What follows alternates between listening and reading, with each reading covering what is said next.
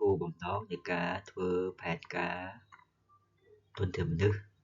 របស់ក្រុមហ៊ុនមួយចឹងក្រុមហ៊ុនមួយត្រូវមានផែនការទុនធានមនុស្សបាទចឹងគោលបំណងដើម្បីធ្វើផែនការនេះគឺដើម្បីពិនិត្យមើលតម្រូវការទុនធានមនុស្សនៅពេលអនាគតដើម្បីពិនិត្យមើល gap នៃទុនធានមនុស្សនៅក្នុងក្រុមហ៊ុនដែលកំពុងតែដំណើរការតើខ្វះបុគ្គលិកប្រមាណអ្នកខ្វះអីខ្លះឬក៏ខ្វះជំនាញខ្លះដើម្បីមានផែនការឬក៏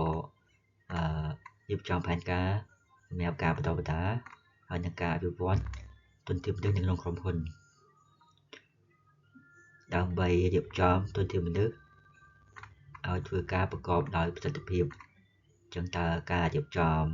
ចាត់ចែងទុនធានមនុស្សនៅក្នុងក្រុមហ៊ុននៅពេលនេះនៅពេលឥឡូវហ្នឹងតើចាត់ចែង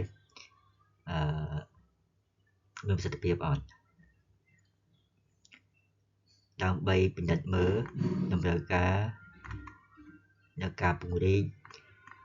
ឬក៏ធ្វើម៉េចឲ្យទុនធានមនុស្សមានភាពចម្រុះចឹងពិនិត្យមើលតើទុនធានមនុស្សដែលយើងកំពុងតែមានហ្នឹងមានជំនាញចម្រុះអត់ដើម្បីជួយក្រុមហ៊ុនដើម្បីព្យាករណ៍ការចំណាយសម្រាប់ការអភិវឌ្ឍទុនធានមនុស្សនៅក្នុងក្រុមហ៊ុនក៏ដូចជាការដើម្បីរៀបចំពិនិត្យមើលperformance ឬក៏ការបំពេញការងារហ្នឹងតើដំណើរការទៅតាមតម្រូវការរបស់ក្រុមហ៊ុនឬក៏អត់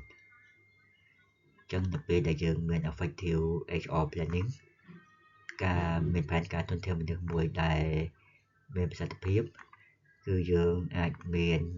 the right person for the job បាទចឹងបុគ្គលិកគឺជាបុគ្គលិកដែលត្រូវជាមួយនឹងការងារដែលក្រុមហ៊ុនត្រូវការសមត្ថភាពបុគ្គលិកគឺអាចជួយក្រុមហ៊ុនបានហើយពេលដែលយើងត្រូវបុគ្គលិកគឺត្រូវពេលវេលាហើយនឹងកន្លែងដែលយើងដាក់ឲ្យបុគ្គលិកធ្វើការគឺចំទីតាំងដែលជាតម្រូវការរបស់ក្រុមហ៊ុន